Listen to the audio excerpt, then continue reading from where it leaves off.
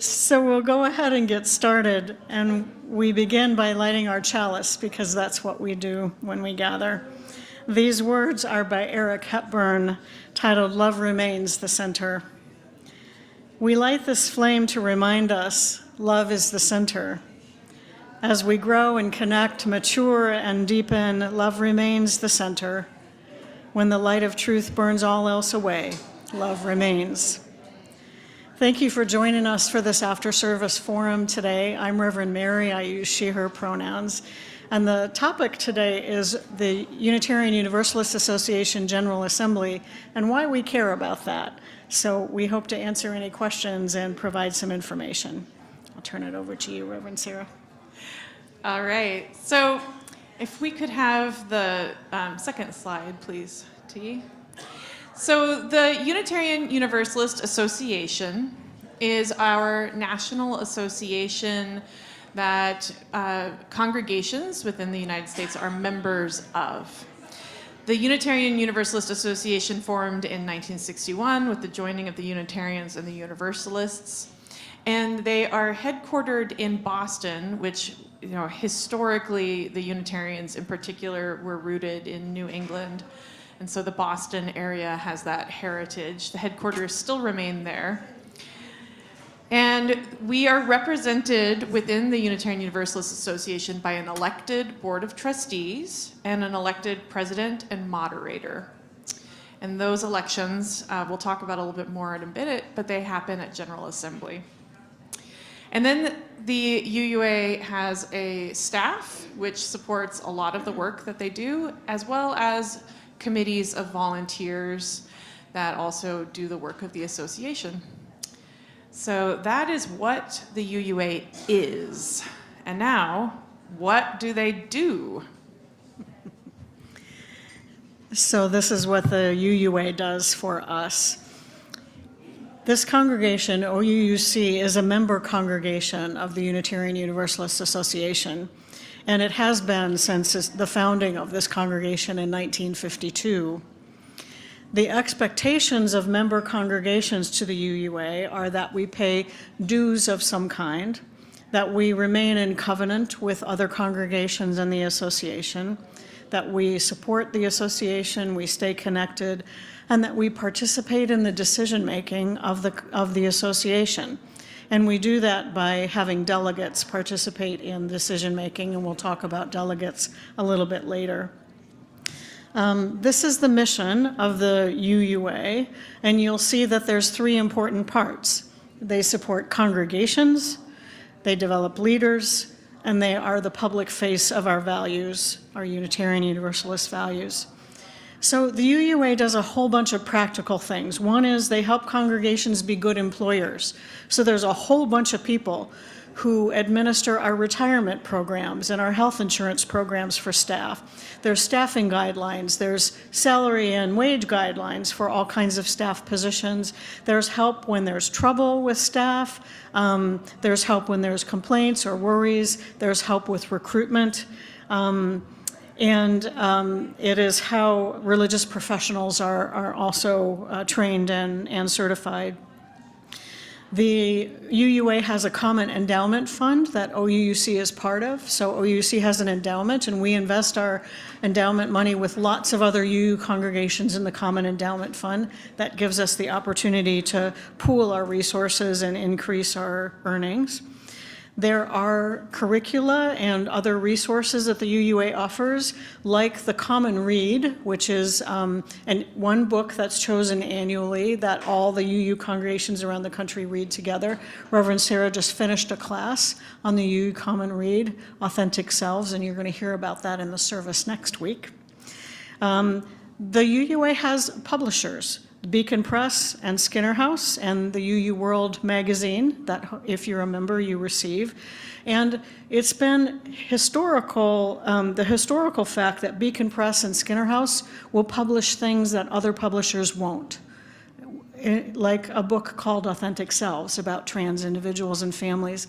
And it was, I believe it was Beacon Press that published the Pentagon Papers because no other publisher would. There's professional support and certification, so the Ministerial Fellowship Committee is the organization that told me I could be a UU minister. There's the RECC, the Religious Educators Commission, which is what told Reverend Sara that she could be a master credentialed religious educator. There are transitions and ministerial search support. So in 2019, when this congregation was looking for a minister, you went through the search process, as did I, and that's how we found each other. And then there's an Office of Ethics that pays attention to the ethical guidelines for all religious professionals and monitors folks who don't meet those ethical guidelines and provides some accountability there.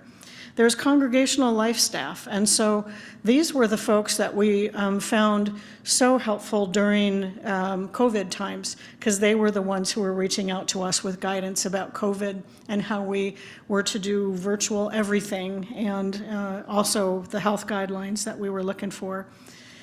The UUA holds the General Assembly every year. That annual gathering is something that's required by the bylaws of the association, where there's a whole bunch of things that we do. The UUA makes our Unitarian Universalist values visible in the public square. It's the face of Unitarian Universalism nationally. So, for example, the UUA just joined the lawsuit that many other faith traditions filed against the removal of sanctuary protections for sacred spaces for folks who might be pursued by immigration.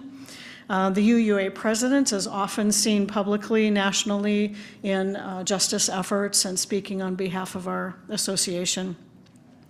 There's a bunch of justice resources that are provided by the UUA through the Side with Love campaign, and also regarding the pandemic and other emerging issues that were happening. So as soon as the decision about, for example, as soon as the decision about removal of sanctuary space came out, we got guidance from the UUA about what that meant for our congregations and how we might respond to that. There are things like Worship Web, which has readings and chalice lightings and extinguishing and all kinds of other resources. There's religious education resources. There's Leader Lab, which has trainings for all kinds of folks. Board members here have taken Leader Lab trainings. The pastoral care team has, Healthy Congregations team has. And there are resources for anti-racism, anti-oppression, multicultural congregational life. And then I think we'll go to General Assembly and what that is. Yeah, so the UUA does a lot, and one of the things is putting on General Assembly.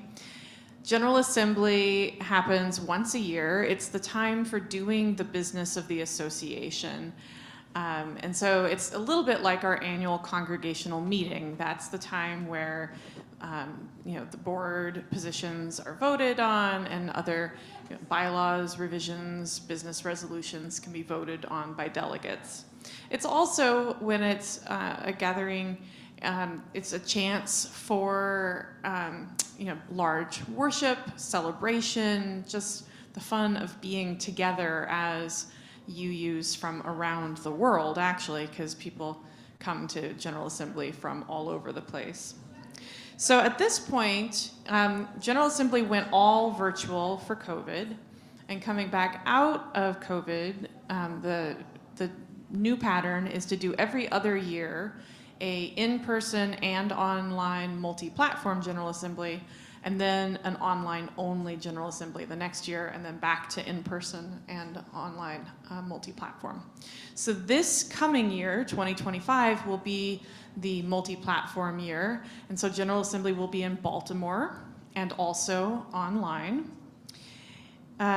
It consists of business meetings, which are actually very fun, but also workshops and worship services, and rites of passage for religious professionals. So newly fellowshipped ministers, credentialed religious educators will be honored in a service of the living tradition.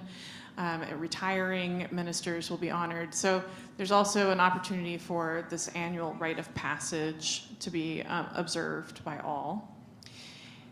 There's also several justice or statements of conscience things that happen at General Assembly. So each year there's actions of immediate witness. So those are things that are really current and rise up as current issues that we want to say something about as Unitarian Universalists. So a certain number of actions of immediate witness can be proposed and then narrowed down to 3 that would be voted on by all the delegates, whether this is a witness that all Unitarian Universalists are saying, yes, we as Unitarian Universalists, as a national body, say this about this issue. There's also statements of conscience, which can be voted on, and so that's another form of saying, this is what we as Unitarian Universalists say about this issue. This is our statement of our conscience on this issue.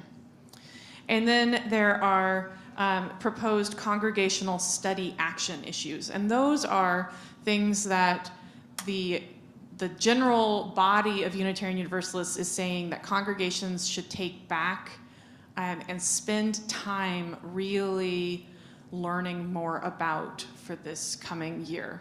That these are things that we should explore, learn more, and do something around.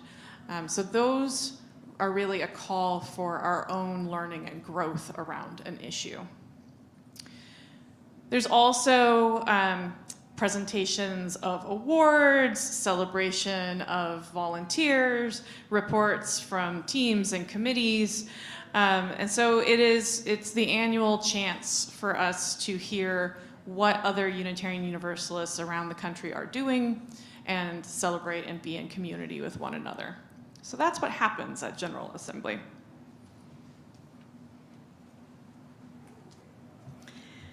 So why should we care what happens at General Assembly? Well, the UUA exists because of us and exists to serve member congregations. It's a little bit like being a citizen. We are a citizen in our democracy. We are a member congregation in the democracy of our Unitarian Universalist Association. So participation in General Assembly is an invitation and also an expectation of being a member congregation. So some folks go in person. This is a slide of Reverend Sarah's child Carbon, who is one of our tech staff now, when he went to General Assembly as a youth delegate. Back in the day, that probably wasn't all that long ago. Folks also attend virtually. And UU congregations are allowed so many delegates based on their membership, the membership of our congregation that we report. And so OUC gets 6 delegates, 6 congregant delegates who can represent the congregation and vote on the issues that are put before the General Assembly. Other folks are automatically delegates. So ministers are delegates, religious educators are delegates. Reverend Carol McKinley is a delegate because she is an affiliated community minister with OUC. Reverend Arthur Vaney is a minister emeritus for OUC. Arthur is also automatically a delegate. And so there are lots of ways that OUC is represented at General Assembly. There is a cost for participating in General Assembly. The online participation is $150. And we do have funds from Raise the Paddle several years ago that can help people participate so that finances are not a barrier. There's also on-site ways to participate. So just for example, through the end of this month, the adult rate for participating in General Assembly on site is $410. That doesn't include housing or transportation. So in part, what the pandemic did is it gave us the opportunity to make GA more accessible because you had to be pretty wealthy in order to travel around the country to participate in General Assembly before the pandemic. Now there are lots of ways for folks to participate. So if you are interested in being a delegate and representing OUC, we would love to hear from you. Contact Reverend Sarah or me. We have one person who's agreed to be a delegate. Folks who have been delegates in the past often will do it repeatedly. They find it enjoyable. Both Reverend Sara and I are going to be attending GA virtual this year, which means that we'll be on site here at OUUC, and we'll have some watch parties so that we can watch the business meetings and such together. It's way more fun to have snacks and talk about what's happening. There are some contested races and elections this year that will be interesting, particularly the moderator, which is the people or person who runs the General Assembly business meetings. So, you know, we'll see what happens. It's a little bit unusual to have contested races. So that's what General Assembly is, what the UUA is, and why we should care. So we just like to open it for questions, anything that we didn't cover or doesn't seem clear or that you'd like to ask about our participation. On site or online?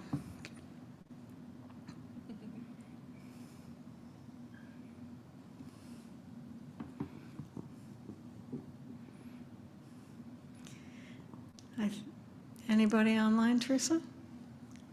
There are 4 of them. They're not saying anything. Okay. We did such a good job. Oh, no. explaining Can you it. hear me now? Yeah, we'll take the. Can you hear me now? Hello?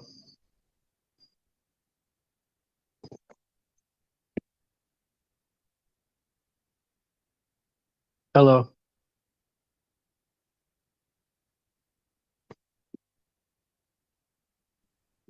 Talk, Fred. Yes, go ahead. Oh, okay. I didn't know what happened. There you are. Okay. Hello, Nancy. Hi.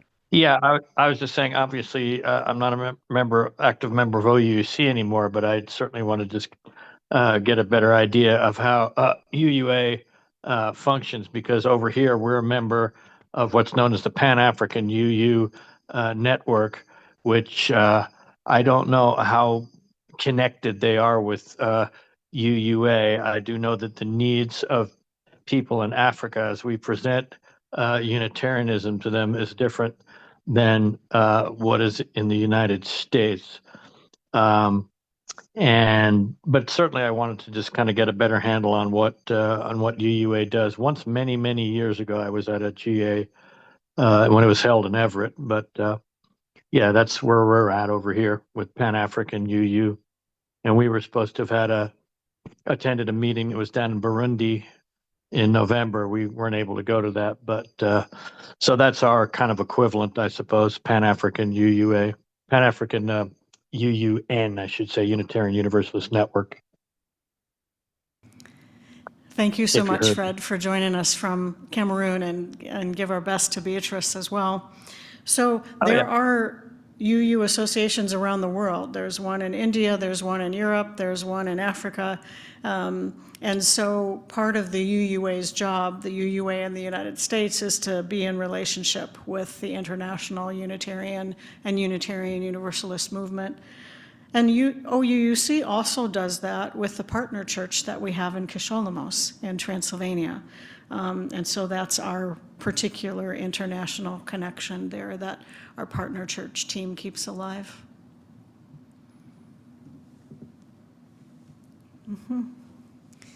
Got to use the mic.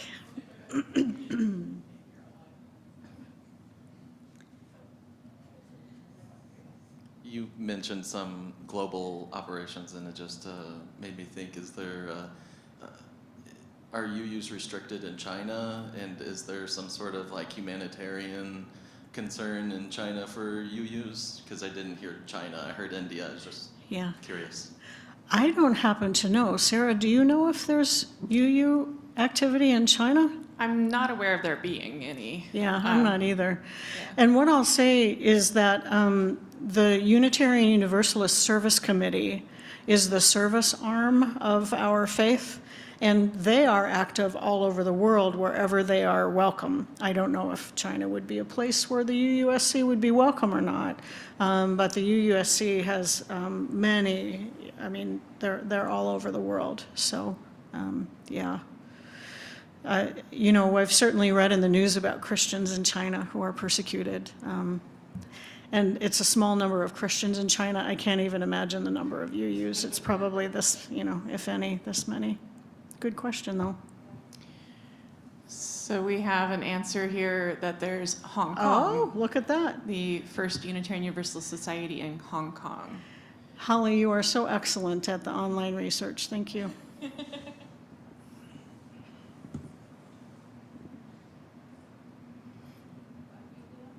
Some folks would say Hong Kong is not China, but you know, that's a controversial thing. Anything else we can answer for folks? So once again, I'll just say if anyone is interested in being a delegate and representing OUUC, please talk with us. We're happy to help with financial support. We'll have some watch parties.